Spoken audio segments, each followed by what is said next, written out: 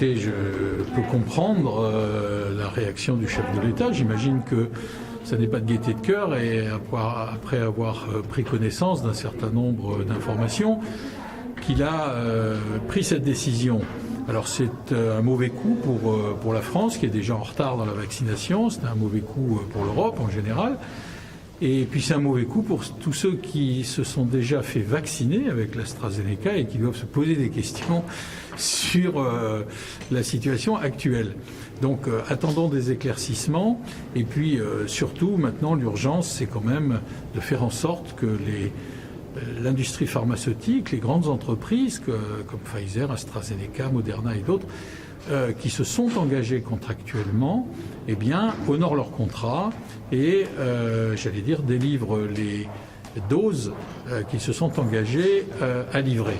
C'est important parce que la seule façon de combattre ce virus, c'est de vacciner les gens. Il n'y a pas 36 solutions, sinon c'est le confinement. Donc, il est urgent qu'on puisse avoir des éclaircissements et puis qu'on puisse vacciner la population.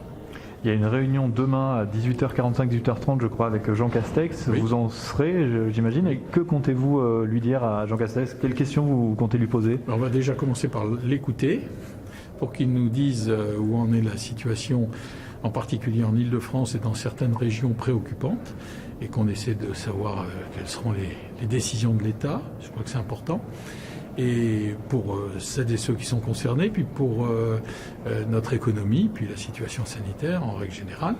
Et puis on va essayer de l'interroger sur des sujets plus de moyen ou de long terme, en particulier sur la situation en Europe, parce que tous les sujets que nous évoquons maintenant, la vaccination, les problèmes de frontières, les problèmes migratoires, le Brexit, le budget, tout ça passe par l'Europe. Et tout ça résulte de discussions au niveau de l'Europe.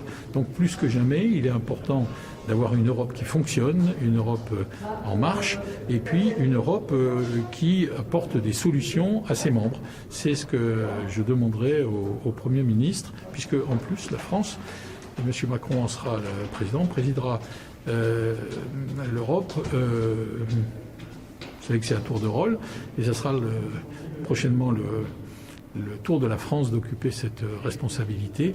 Donc il est important qu'on ait une vision claire de ce que voudra faire la France quand elle va présider l'Europe.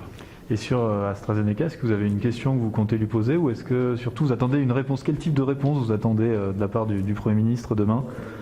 Qui nous donne les raisons qui ont pu justifier cette décision et espérons maintenant que les autorités européennes, j'allais dire, nous rassurent et permettent à nouveau la vaccination avec ce vaccin, l'AstraZeneca, parce qu'on en a besoin.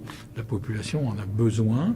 Il y a une course contre la montre qui est engagée et il est indispensable qu'on puisse, en transparence, en toute sûreté, délivrer des médicaments, des vaccins qui permettent, j'allais dire, d'enrayer le virus.